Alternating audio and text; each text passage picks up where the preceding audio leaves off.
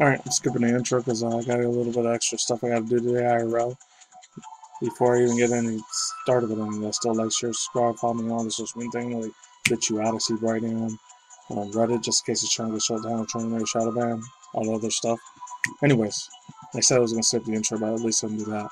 But music in the background, listening to one of the very, very OGs of the OGs, like my boy Mew More. I always thought the dude used to listen to a lot. I don't know if he still does music for YouTube or Pokemon music remixes with no spilling, but Zane, shout out to Zane for doing this music shit in the background. So I leave the link in Chris Ball's down to his video. It's like music remix to what a Pokemon Black White remix would sound like if the trio thing for Virizion, Terrakion, and Cobalion would be like an actual real Pokemon. So links to Chris Ball's down below if you want to listen to that whole thing. Beautiful, straight shots kiss, freaking absolute banger of a freaking track. It's beautiful. Anyways, yeah, so all credit goes to that dude. Anyways, I know this is like 3 or 4 years old, but I literally only heard about it last week. I know it's from like a month ago when I heard it on the tweet. I got another credit to another channel. I had talked about it like 2, 3 months ago. And they were called Did You Know Gaming. I know, I think I talked about them getting sued by Nintendo because they did like I think it was one of the Legends of the Breath of the Wild things, like that, or Mario Odyssey 2 or whatever, possibly being released. And I think they got a copyright strike from Nintendo, which kind of sucked. And that's the last time I talked about Did You Know Gaming, so credit goes to them as well. That's who I heard it from. I never knew they did this. I really wish almost 4 years ago that they did this nice, beautiful stealth black, if any people don't know. They did this Mew plushie. I didn't even know this was a thing, that they did this collaboration with them like in 2018. This was like a while ago when they did this. I'm just literally only finding out about it like a few days ago. I wish I would have known about this 4 years ago because I would have bought one of these two bad boys immediately. And even almost 4 years later, they're still in stock. Some of them, I don't think they're not in stock anymore. There's some that are made from to.when too. It was like it was a collaboration with the Japanese fashion artist. Pretty much, long story short, they want to do collab each other so they can make money. That's pretty much it. That's all you wanted to hear. That's it. And plus, Pokemon Day on Monday is coming up soon, so we're gonna be doing a Pokemon Direct. So, and I said I wasn't gonna do video game streams, but unless I had to do it Nintendo or Pokemon, I'll still be on top of that. So stay tuned for a reaction on that. So I'm definitely doing a reaction on it because the only two things I'm gonna make a prediction right now is either one's gonna be Scarlet and Violet, and most people are probably assuming it's gonna be Scarlet and Violet DLC. That, or is going to be another Legends spin-off game like they did last year with Pokemon Legends Arceus. It might be Legends Celebi, or maybe Interactive Suicune. They might do it for the Gen 2 Johto region, which I'd be hyped as hell about because it's always been my favorite two regions of Pokemon ever, is the Johto region and the Sinnoh region. And the other ones too, but not as much. But anyways, I think the only two other things they're probably going to do is maybe they'll make another Let's Go game, which I doubt they're going to do that because I think that was like a one and done thing for me personally. Or, I highly doubt it, this is probably still another year and a half, 2 years before they do this. They're probably going to tease something about Pokemon Black and White remakes, but they might not say right away. They'll probably do a bunch of TCG stuff. And then they'll probably talk about the anime that's already been out and stuff for Pokemon Go and their collaboration with them. They're probably going to talk mostly about that. The Mr. Ishihara is probably going to show up like he usually does. And yeah, that's my little mini prediction what's probably going to go down. One of my new Warrior Pokemon forms, so that's again DLC. They'll probably show like convergent Pokemon, or they might talk about they never talked about the manga. They'll probably talk about the Pokemon Unite game again, possibly, I don't know, or something else.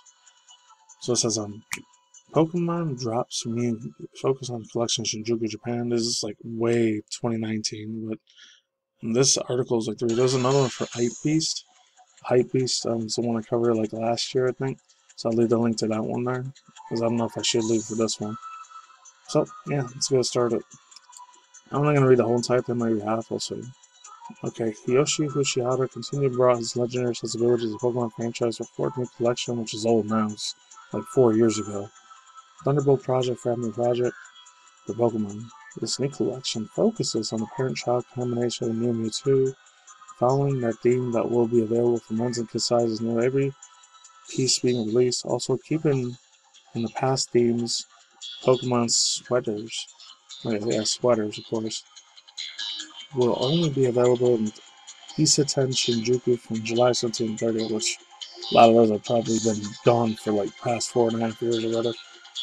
So it says, one of these things, okay, close. One of these things that stands out for the new collection are the use of the wider color patterns, collections with black and white shirts being different, prints being the trends, and collections released as Hype Fest, Konabini, and Dover Street markets. Additional blue, gray, purple has a nice bit of range for the range and diversity range. In addition, I went too far there. In addition, the range from the new hoodies, tees, and hats collection will also be in a full Mew plush, as well as a mascot charm, similar to Black Color Pikachu from previous releases. The major differences is that the full-length, size-length plush will actually be on sale. All the availability will be really limited. Given how much Pikachu plushies and the mascot charm are going to be for the second-hand market, it's very likely that they're going to be a hot ticket item for this collection. The inclusion of Mew hair freshener from Fujiwara's Retta W Home Lines Home Goods was also pretty nice to the touch, because I could see that becoming a collectible piece that was a right in its own. I'm telling them. And they still got this thing in stock. I was told I got it, even though it's from like 3 or 4 years ago. And it's funny because I've never really been a huge fan of Mew that much either, but he looks really, really cool as a freaking shiny black Pokemon like that. That'd be cool. I think the focus is just on these 2 Pokemon results in some seriously solid designs, collections. Not that anyone of the previous collection had realness in terms of design, but the new collection seriously has high percentage. Is a must cap. I guess how you say it. Must cap items this time around. In an interview with Mr. Ujihara late last year, which is almost 5 years now, he mentioned that it was a multiple-year collaboration. He has plenty of other Pokemon he wanted to play with, so this direction is surprising given that the range appears mostly exclusive to Ichichan Shinjuku, and the Thunderbolt Project Instagram launches like plushies are now exclusive. It might be the first time I actually hope to grab some of this to sell the secondary market in the first collections that I won't be able to make my way out for myself, and I would love to have some of these items, especially some that considering the frequent in the past items appearing in my wardrobe rotation. That's what that guy said. Yeah, so what thoughts using him? There's not very much to say, but he looks badass. He looks like a freaking boss. I don't know. And there was a little keychain version of him too, which I'm surprised there was a keychain of him too. If anything, I probably would have gotten that one. And what shit would it do with the Mega Mewtwo one that was in Pokken Tournament? Speaking of which, that was another thing. They brought Pokken Tournament 2, a sequel to it, instead of just a deluxe edition like they did in 2020, I think, with the Switch. That would be awesome. I would love to see that for 2019. I think when they did it. And yeah, it's really more I gotta say. I really hope that they do really good on this. I really hope the Pokemon Day ends up being awesome. I hope it's not too much all this other DLC. They're probably gonna have a lot of the stuff. They said mainly it's gonna be like Pokemon Go stuff and whatever Scarlet and Violet's gonna end up being for the DLC. It's probably gonna be connected with the XY region Kalos. That's what a lot of people have been. I remember on the internet, YouTube, Facebook, Instagram, probably TikTok even. I doubt it. Possibly they wouldn't be surprised at this point. That's probably what's going to be focused on there, and that'd be cool. As much as I would like to see Kalos, it's probably better in my personal opinion, and probably just better if they do just the black-white remakes first, remasters first in another year and a half, 2 years from now, and through 2024, 2025. Because if they just skip that and go to Kalos, that would be insane if they did that shit. But like I said, if that Legends Johto thing for Celebi ends up being in there, that'd be cool too. I'd be a whole 100% cool with that. And that's it. Peace out once again, ladies and gentlemen, both from freedom busy fangirls. Talking to Marty, I'll see you next week. It's day of the night, where we out there. Some of you on channel, go to the news and my news. Switch as you drama news on once in a while, Elon Musk news and random action review segments. And that's it. Take it easy. Peace on sauerkraut, like some ice and flip side. And take the jab or the nanobots or any of the poison hydrogel shit. And that's it. Bye.